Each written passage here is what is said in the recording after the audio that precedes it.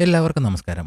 മഹാതിക്തകം തൈലം ആയുർവേദത്തിലെ ഏറ്റവും ശക്തമായതും ഫലപ്രദവുമായ ഔഷധങ്ങളിലൊന്നാണിത്. രക്തദോഷം, തീവ്രമായ ചൊറിച്ചിൽ, ഉണങ്ങാത്ത മുറിവുകൾ എന്നിവയ്ക്ക് ഇത് പ്രധാനമായി ഉപയോഗിക്കാം. ചർമ്മത്തിലെ അണുബാധകൾ കുറയ്ക്കാനും രക്തം ശുദ്ധീകരിക്കാനും ഈ തൈലം മികച്ചതാണ്. പിത്തദോഷം അധികരിക്കുന്നത് മൂലമുണ്ടാകുന്ന ശരീരത്തിലെ അമിതമായ ചൂട്, കണ്ണെരിച്ചിൽ, വയറിലെ പുണ്ണ് എന്നിവയ്ക്കും ഇത് ഉത്തമമാണ്. ഇതിലടങ്ങിയിട്ടുള്ള കയ്പുള്ള ഔഷധങ്ങൾ ശരീരത്തിലെ വിഷാംശങ്ങൾ പുറന്തള്ളാനും നല്ലതാണ്.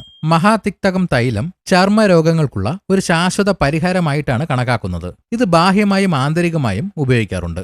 എക്സിമ, സോറിയാസിസ്, ചൊറി, ചിരങ്ങ് എന്നിവയുള്ള ഭാഗങ്ങളിൽ തൈലം പുരട്ടി 1 മണിക്കൂറിന് ശേഷം കഴുകിക്കളയുന്നത് രോഗശമനത്തിന് സഹായിക്കും. ഇത് ഉള്ളിൽ കഴിക്കുന്നത് വഴി ശരീരത്തിലെ മാലിന്യങ്ങൾ നീക്കം ചെയ്യപ്പെടുകയും ചർമ്മത്തിന് സ്വാഭാവിക തിളക്കം ലഭിക്കുകയും ചെയ്യും. എന്നാൽ ഇത് നിർദ്ദേശപ്രകാരം മാത്രമേ ചെയ്യാൻ പാടുള്ളൂ. ഇത് തലയിൽ തേച്ച് കുളിക്കുന്നത് മാനസിക സമ്മർദ്ദം കുറയ്ക്കാനും നല്ല ഉറക്കം ലഭിക്കാനും സഹായിക്കും. മുഖക്കുരു മാറാൻ രാത്രി ഉറങ്ങുന്നതിന് മുൻപ് അല്പം തൈലം മുഖക്കുരുവുള്ള ഭാഗത്ത് പുരട്ടുക. ഇത് മുഖക്കുരുവിന്റെ ചുവപ്പും വീക്കവും കുറയ്ക്കും. വിട്ടുമാറാത്ത ചൊറിച്ചിലിന് വെളിച്ചെണ്ണയിൽ അല്പം മഹാതിക്തകം തൈലം ചേർത്ത് ശരീരം മുഴുവൻ തേച്ചു പിടിപ്പിക്കുക. 1/2 മണിക്കൂറിന് ശേഷം ചെറുചൂട് വെള്ളത്തിൽ കുളിക്കാം. ഉണങ്ങാൻ പ്രയാസമുള്ള മുറിവുകളിലോ വ്രണങ്ങളിലോ പഞ്ഞിയിൽ മുക്കി ഈ തൈലം വയ്ക്കുന്നത് അണുബാധ തടയാനും വേഗത്തിൽ ഉണങ്ങാനും സഹായിക്കും. തലയിൽ ഈ തൈലം തേച്ച് കുളിക്കുന്നത് കണ്ണിന് കുളിർമ നൽകുകയും കണ്ണെരിച്ചിൽ മാറ്റുകയും ചെയ്യും. ഈ തൈലം ഉള്ളിൽ കഴിക്കുമ്പോൾ അളവ് കൂടുന്നത് വയറിളക്കത്തിന് കാരണമായേക്കാം. അതിനാൽ നിർദ്ദേശപ്രകാരം മാത്രം ഇത് ഉള്ളിൽ കഴിക്കുക. കഫദോഷം, ജലദോഷം, സൈനസൈറ്റിസ് എന്നിവ ഉള്ളവർ ഇത് തലയിൽ അമിതമായി തേക്കുന്നത് ഒഴിവാക്കണം.